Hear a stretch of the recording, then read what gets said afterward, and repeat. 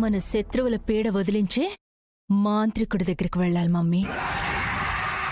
అంటే ఇప్పుడు నువ్వు మాంత్రికుడి దగ్గర నుంచి వస్తున్నావా? Yes mummy. కాకపోతే నువ్వు ఈ విషయం గోరింటాకుతో సహా ఎవ్వరికి చెప్పకూడదు. చెప్పండి. ఇంతకీ ఆ మాంత్రికుడితో నువ్వేం చేయించావేంటి? చెర్రీగడి తల వెంట్రుకలు గోళ్లు తీసుకెళ్లి వాడికి చేతబడి చేయించాను.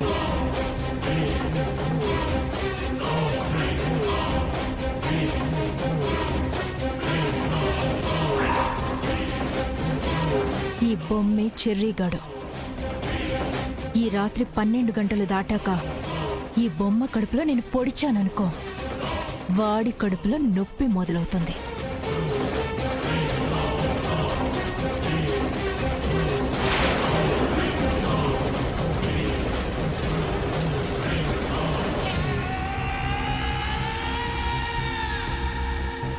అదే ఈ కాలు నేనిలా తిప్పాననుకో, వాడి కాలు విరిగినంత పనవుతుంది.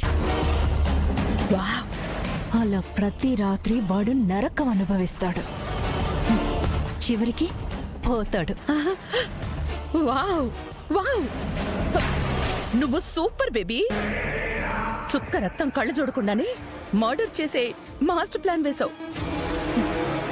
ఇప్పుడు నువ్వు నా కూతురువి అనిపించుకున్నావు. గ్రేట్. కాకపోతే ఆ మాంత్రికుడు చిన్న కండిషన్ పెట్టాడు మమ్మీ. ఈ నిమ్మకాయల్లో ఏదో ఒక నిమ్మకాయ చెర్రీతో తొక్కించేలా చేయాలన్నాడు.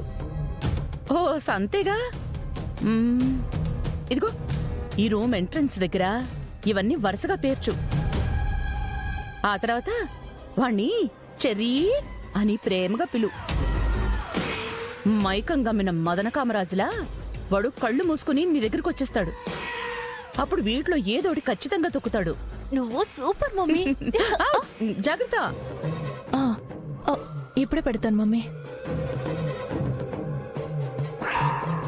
ఎవరైనా వస్తారు త్వరగా. ఏమైంది? ఏం ఆలోచిస్తున్నావు? మమ్మీ 9 నిమ్మకాయలు ఉండాలి, కానీ 8 ఉన్నాయి. 8? 1 2 6 7. అవును, 8 ఉన్నాయి. అయితే ఇప్పుడేంటి? మమ్మీ, ఆ నిమ్మకాయ ఎవరైనా తొక్కితే ఇందాక నేను చెప్పాను కదా, అవన్నీ వాళ్ళకి జరుగుతాయి. ఇప్పుడు టెన్షన్ పడుకో. ఎక్కడెక్కడ ఉండుంటుంది, వెతుకు. అయ్యో, ఎక్కడ పడింది? కొంపదీసి మెట్టు మీద నుంచి కింద పడిందా ఏంటి? అయ్యో,